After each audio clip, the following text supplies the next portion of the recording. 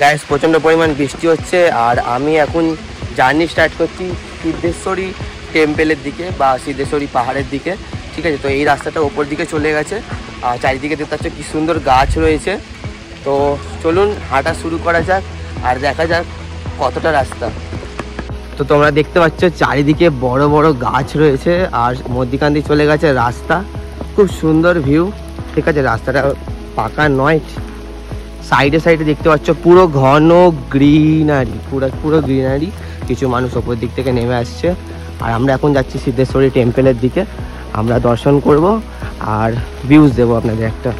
মোটামুটি আমরা 30% ওপর দিকে উঠে এসেছি আর বৃষ্টি আস্তে আস্তে তেজ হয়েছে। সবাই ছাতা খুলে নিয়েছে, মনাও ছাতা খুলে নিয়েছে। ঠিক আছে, আর ও দেখাচ্ছে এখানে অভ্র। এই যে দেখছো এগুলো থেকে অভ্র তৈরি হয়। আর হয়তো বোঝা যাচ্ছে না ক্যামেরায়, বৃষ্টি পড়েছে বলেও বোঝা যাচ্ছে না। তো বেসিক্যালি এগুলো থেকেই ওরা ফিল্টার করে অভ্র তৈরি করে। তো আস্তে আস্তে বৃষ্টি তেজ হচ্ছে, তো আমরা এখানে ছাতায় খুলে নিয়েছি আর নিচে দেখতে পাচ্ছ ঘন গাছ দেখা যাচ্ছে, বড় বড় গাছ, পাহাড়ি গাছ। খুবই সুন্দর একটা ভিউ আছে। তো তোমরা এনজয় করো আর সাথে থাকো। থেকে দেখাচ্ছে 460 মিটার ওপরে মন্দির রয়েছে। তো আমরা এই রাস্তাটা ধরে এগোবো। এখান থেকে 460 মিটার ওপরে আমরা মন্দির পাবো। তো আমরা মন্দিরের দিকে আস্তে আস্তে রওনা হচ্ছি। সুন্দরভাবে একটা ম্যাপ এঁকে দিছে, তোমরা দেখতে পাচ্ছ। আমরা এখন এই জায়গা থেকে উঠে এসেছি আর এই মুহূর্তে আমরা এইখানে রয়েছি। আর এখান থেকে আমাদের জার্নিটা ওপরে এরকম সাপের মতো এঁকে বেঁকে চলে যাবে সিধে এখানে। তো আমরা এখানে হচ্ছে মন্দির। তো এতটা রাস্তা আমরা এখন ক্রস করব। বৃষ্টি আস্তে আস্তে জোরে আসছে, তো দেখি কতটা কি যাওয়া যায়, কিরকম রাস্তা হয়। দেখতে পেলেন এটা ছিল পাকা রাস্তা। ঠিক আছে, কোনো অসুবিধা হয়নি। তো তবে এবার একটু অসুবিধা হতে চলেছে, কারণ রাস্তাটা আর পাকা নেই, পাথর কেটে কেটে রাস্তাটা তৈরি করা হয়েছে। তো এখানটা একটু স্লিপারি হবে কারণ বৃষ্টিটা পড়ছে বলে। বাট হ্যাঁ, আমি বারবার একটা কথাই বলবো যে বৃষ্টির সময় আসলে এই জায়গাটা সবথেকে বেস্ট। কারণ হচ্ছে বৃষ্টির সময় আপনি রোদ্দুরটা পাবেন না, যার জন্য আপনি অনেকটা পথ চলতে পারবেন, হাঁপিয়ে যাবেন না। আরামসে আপনি অনেকটা রাস্তা ক্রস করে ওপর দিকে উঠতে পারবেন। যেমন দেখতে পাচ্ছ সবাই উঠছে ছাতা মাথায়।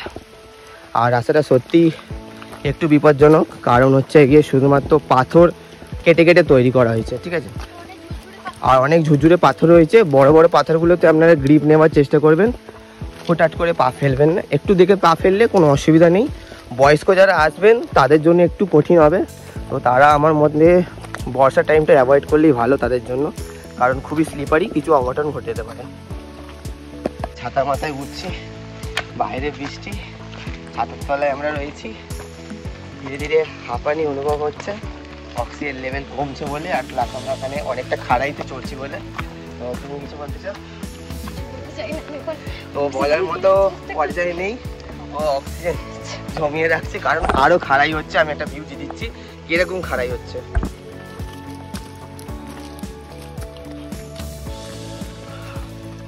এতক্ষণ ছিল ছোট ছোট, এবারে আস্তে আস্তে আস্তে আসছে বড় বড়। দেখতে পাচ্ছি এরকম খাড়াই রাস্তা রয়েছে, এটা বেয়েই আমাদের ওপর দিকে উঠে যেতে হবে। দেখতে পাচ্ছ একদম খাড়া। ঠিক আছে, মানে পা গেলেই গেল, এই লেভেলে উঠতে আমরা উঠতে পারবো। ঠিক আছে, পাহাড়ের চূড়াটা দেখো, বৃষ্টি পড়ছে, মেঘ হয়ে রয়েছে কালো, আর চূড়ার মাথায় পুরো ধোঁয়া ধোঁয়া রয়েছে, যেন কেউ উনুন জ্বালিয়ে দিয়েছে। খুবই সুন্দর একটা view, green green and green, চারিদিকে সবুজ। যারা সবুজ ভালোবাসে, যারা সবুজের সন্ধানে থাকে, তারা এত সুন্দর এরিয়া আর কোথাও পাবেন না। আমাদেরই প্রতিবেশী রাজ্যেতে রয়েছে ঘাটশিলা, এখানে আপনি এত সুন্দর ভিউ পেয়ে যাবেন। আর ভিউ জাস্ট অসাধারণ। বর্ষার টাইমে আসতে হলে এটা হচ্ছে সব থেকে ভালো জায়গা। বারবার ফাইনালি আমি চলে এসেছি সিদ্ধেশ্বর বাবার টেম্পেলের কাছে। আর এইখানে আমরা ফাইনালি পৌঁছে গেছি। খুব একটা কষ্ট হয়নি, বাবার নামে চলে এসেছি।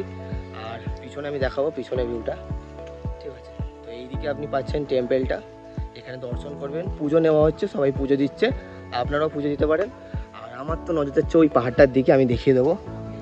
এই যে পাহাড়টা এইখানে রয়েছে, এইখানে যাওয়ার খুব ইচ্ছা, বাট এখানে যাতায়াতের ব্যবস্থা নেই, যাওয়ার ওঠার রাস্তা খুবই বিপজ্জনক। তো বৃষ্টির জন্য আমি ট্রাই করলাম না। যদি আপনারা ব্যাচেলাররা আসেন ওটা ট্রাই করতে পারেন, কারণ ওখানে একদম মেঘ ছুঁয়ে যাচ্ছে। ওটা সর্বোচ্চ উচ্চ শৃঙ্গ এখানের মধ্যে। ঠিক আছে না, ভগবান নিজের জোগাড় নিজে ঠিক করে নেয়। তো এখানে আমরা কোনো রকম ফুল বা কিছু প্রসাদী কিছুই আনিনি, বাট আমাদের পুজো দেওয়ার ইচ্ছা হয়েছিল। তো তো পাশেই একটা নয়নতারা গাছ ছিল, ওখান থেকে আমরা ফুল তুলে এনে বাবার মাথায় চড়িয়ে দিচ্ছি। তো সত্যিই ভগবান নিজের জোগাড় নিজেই করে নেয়।